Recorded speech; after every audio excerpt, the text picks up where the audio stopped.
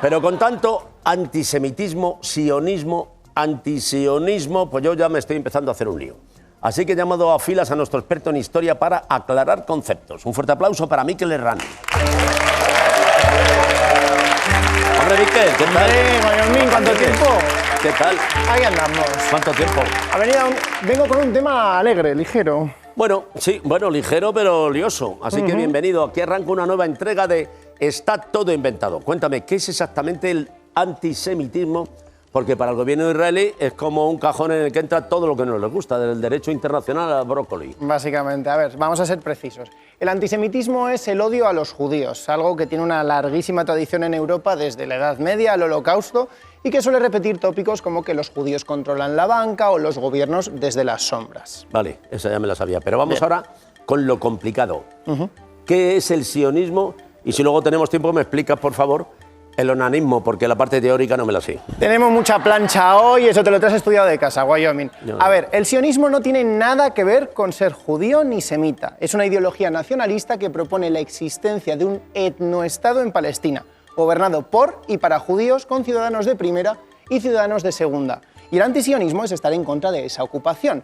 No es estar en contra de los judíos, ni de los judíos en Palestina, que los ha habido siempre, sino de ese modelo de etnoestado. Ambas cosas no son equivalentes, aunque haya a quienes les conviene confundirlo. O sea que el sionismo es la idea que sustenta el Estado de Israel. Un Estado de Israel hecho exclusivamente por judíos y para con judíos. Ciudadanos, vale. Queda claro. Y antisemita es odiar a los judíos. Efectivamente. Vale. Y entonces antisionista sería odiar la ocupación. Efectivamente. Vale. Todo es como diferenciar entre alergia al gluten y odio al panadero. Un poco sí, causa-consecuencia. Sí, que parece que hay relación, pero no tiene nada que ver. Pero entonces, ¿todos los judíos son sionistas de por sí? Pues más bien al contrario. De hecho, desde los inicios del movimiento sionista, a finales del siglo XIX, la mayoría de judíos estaban en contra del sionismo porque le daba la razón a quienes les querían perseguir y echar de sus casas, ¿no? Ellos querían simplemente seguir en donde llevaban viviendo siglos, que no les molestasen, en Europa, en América, donde fuese. Obviamente los antisemitas decían que no, que los judíos no encajaban en Europa y que había que echarles, pero los sionistas también. Querían colonizar ellos mismos su propio rincón del mundo, uno donde ellos mandasen por encima del resto. Y de hecho, al principio el lugar les daba un poco igual. Antes que Palestina también se plantearon, por ejemplo, alternativas como colonizar Uganda o incluso Argentina. O sea, Palestina, Uganda, Argentina. O sea, que más que fundar un etnoestado parecía un viaje Erasmus, eso. Bueno, lo importante era irse de aquí. Irse. Ya se vería dónde. Entonces, los sionistas no tenían como prioridad proteger a los judíos en Europa. No, y esto no lo digo yo, no es mi opinión, sino que es la opinión de Theodor Herzl, fundador del sionismo.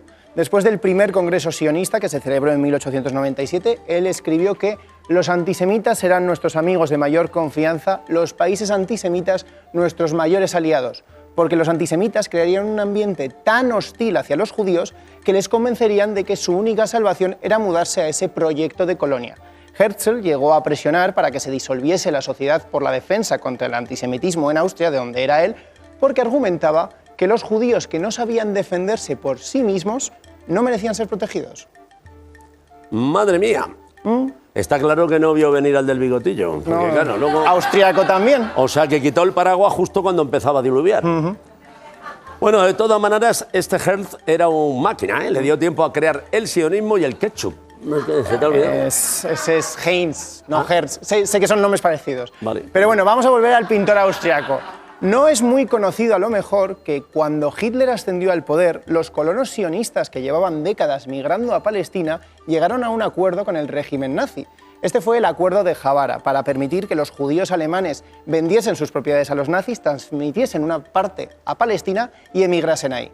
Luego, como ya sabéis, Hitler cambió de criterio y decidió asesinar a todos los judíos de Europa. Y eso sí es antisemitismo de verdad. Sí, un tanto radical, sin duda. Y conviene recordarlo porque utilizar el término antisemitismo de forma tan frívola e irresponsable como lo está haciendo el gobierno de Israel es un insulto para todos los que realmente lo han sufrido a lo largo de la historia. Sí, de hecho, a los judíos que critican al Estado de Israel los llama judíos que se autoodian, pero bueno, eso es otro tema.